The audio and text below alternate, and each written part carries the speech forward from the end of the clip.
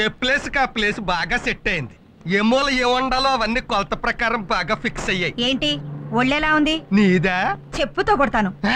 ఈ పూటకు బతికిపోయావు. మా ఆయన ఊళ్ళో లేడు. ఆహా, మీ ఆయన ఊళ్ళో లేకపోతే నాకెందుకు చెప్పడం? ఎంకరేజ్మెంటా? ఏమిటి సుశీల వాళ్ళ ఆయన ఊళ్ళో లేడని చెప్పి వెళ్తుంది? Side track? మీ ఇంట్రాక్కే లైన్లో లేదు, నా ఫేస్ కి సైడ్ ట్రాక్ కూడాను. సైట్ కొందట వాస్తు చూడమంది. నీ బోర్డు వాస్తు గురించి అడుగుతుందా? నీ వాస్తు విని 10 రూపాయలు ఇచ్చే దిక్కు లేదు. నీ మొహానికి బోర్డు ఒకటి, దానికి ఖర్చైన 100 రూపాయలు ఇంతవరకు సంపాదించలేదు. వాస్తట వాస్తు, పద లోపలికి. నన్ను మరీ అంత తేలిగ్గా తీసి పారాయకు. ఏ ఆ శాసగిరిరావు గారు నా వాస్తు విని లక్షాధికారి అయిపోలేదా? అంతకు ముందు వాడు కోటీశ్వరుడు. నీ వాస్తు సలహా విని లక్షాధికారి అయ్యాడు. నీ వాస్తు సలహా విని మా ఊరి ఎమ్మెల్యే ఏమయ్యాడు? ఆడికంటే ఊరు నడిబొడ్లో శిలా విగ్రహం ఎట్టించేసుకున్నాడు.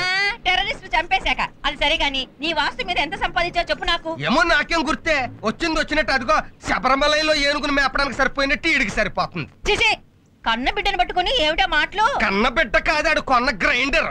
అమ్మా ఆకలేస్తుందమ్మా. విన్నావా? ఆడి జీర్ణశక్తికి సమాధానం చెప్పడానికి నా జీవశక్తి చాలడం లేదు. ఇదిగో మీ బ్రదర్ పద్మనాభం దగ్గరికి వెళ్ళు, 1000 అట్రా. ప్రతిసారి వాడి దగ్గరికి వెళ్ళి అడుక్కోవడానికి నీకు సిగ్గుగా లేదు? నాకు సిగ్గుగా ఉండబట్టే నిన్ను వెళ్ళమంటున్నాను. ఎంతైనా అక్క తమ్ముళ్ళ సెంటిమెంట్, నువ్వు కన్నీళ్ళు ఎడితే కాదంటాడా? నానా నువ్వు ఉండ్రా. చూడు, ఈ కాలంలో రక్తం పంచుకుని పుట్టిన వాళ్లే ఒకరికొకరు సాయం చేయడం లేదు. వాడు పిన్ని కొడుకైనా పిచ్చి వెదవ కాబట్టి మనం అడిగినప్పుడల్లా ఇస్తున్నాడు. ఇక నోరు మూసుకొని లోపల. నానా ఫైనాన్స్ మ్యాటర్స్ మాట్లాడుకుంటుంటే ఆ పిచ్చిన కాకిలక్క ఆవుకావు అంటావు నువ్వు ఒకడం. అయ్యో, మన ఇంటి ఓనర్ వస్తున్నాడు నాన్న. సుబ్రహ్మణ్యం, ఇవాళ అద్దె ఎలా ఇవ్వో చూస్తా. నువ్వు ఇంట్లోకి వెళ్ళి దాక్కో. అలవాటు ప్రకారం నువ్వు లేవని చెప్పి పంపించేస్తాను. అన్సేషన్ లో నీకు ఎంత బ్రెయిన్ ఎలాగొచ్చేసిందిరా? ఇప్పుడు చూడు, నువ్వు ఉందాడి సంగతి నేను చెప్తాను. ఒరే తిరుపతి, మీ నాన్న ఇంట్లో ఉన్నారా? ఉంటే మాత్రం ఉన్నాడని చెప్తావా? హౌస్ ఓనర్ కి లేడని చెప్పాలని నాకు తెలుసు. మీ ట్రిక్లని నా దగ్గర ట్రక్కు వెదవని. ఒరే, నా 4 నెలల అద్దె ఇవ్వకపోతే ఇవాళ మీ సామాన్ అంతా బయటపడేస్తారు. ఏమనుకుంటున్నారు ఏమిటో? అయితే సత్తాను అంతే కదా. అయ్యో, ఏం చేస్తున్నారండి? సూసైడ్. మరి మెడకి తాడు కట్టుకుని ఉయ్యాలుగుతాను అనుకుంటున్నావా? ఇప్పుడు నేనేమన్నానని సూసైడ్ చేసుకుంటున్నారండి? నేను రేసుకోవడం అయితే పిచ్చి మొహమా? మన హౌస్ ఓనర్ టార్చర్ భరించలేకపోతున్నాను. నేను బతకను. అయ్యో, అద్దె కట్టకుండా ఆత్మహత్య చేసుకుంటున్నారు ఏమిటి? ఇదిగో నా జేబులో ఒక లెటర్ పెట్టి మరీ చచ్చిపోతున్నాను. మర్చిపోకుండా పోలీస్ స్టేషన్ లో ఇయ్యి. ఏమిటా లెటరు? వీలునామానా? అద్దె కట్టడానికి దిక్కు లేదు, వీలునామా రాయడానికి ఆస్తులు అక్కడ చచ్చాయే. ఈ లెటర్ లో నా మరణ వాంగ్మూలం ఉంది. నా చావు కారణం ఆ హౌస్ ఓనర్ అని రాసేసాను. ఫినిష్. మీరు ఊరుకోండి. మీరు చచ్చిపోతే అద్దె ఎవరు కడతారండి? నా శవాన్ని హౌస్ ఓనర్ కి ఫ్రీగా ఇచ్చేయి. వినియోగదారుల కోర్టులో నష్టపరిహారం కింద ₹1,00,000 ఇస్తారు. బ్యాంకులో వేసుకో.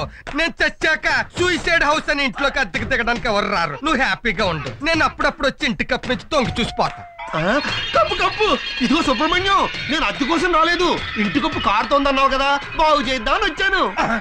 ఊరి దుర్మార్గుడా, ఈ మొక్క ముందే చెప్పాడుగా. నేను తొందరపడి హ్యాంగ్ చేసేసుకుంటే ఏమయ్యేది? తప్పక చచ్చుండేవాడిని. ఆవేశంలో అఘాయిత్యం చేసుకుని ఉంటే అంత్యక్రియలు ఖర్చు కూడా నాకే పడి ఉండేది. అర్థమైందిగా? వాస్తు ప్రకారం ఇంటికి కలర్ బాగులేదు, అర్జెంట్ గా మార్పించు. నువ్వేం చేయమంటే చేయిస్తాను నాయన. రోజు కలర్. సరే గాని నన్ను మాత్రం పోలీసు కేసులో ఇరికించకే. అమ్మా, నీ పశు కుంకాలు కలకాలం వర్దిల్లాలమ్మా. ఇది నాది. అమ్మయ్యా, ఎలాగోలాగా హౌస్ ఓనర్కి సెటిల్మెంట్ చేసేసాం. ఇక చిల్లర కొట్టువాడున్నాడే. ఆడి పట్ల మన జోలికి రాడు. ఎందుకని? మొన్న మన పద్మనాభం మన ఇంటికి వచ్చి వెళ్ళగానే ఏం చేస్తా ఉంటాడని అడిగాడు. సేల్స్ ట్యాక్స్ ఆఫీసర్ అని చెప్పేశాను. ఆడ టెన్షన్ లో ఉన్నాడు. అది తేలేదాకా మన జోలికి రాడు. Well done my darling. Nice performance. Thank you my darling.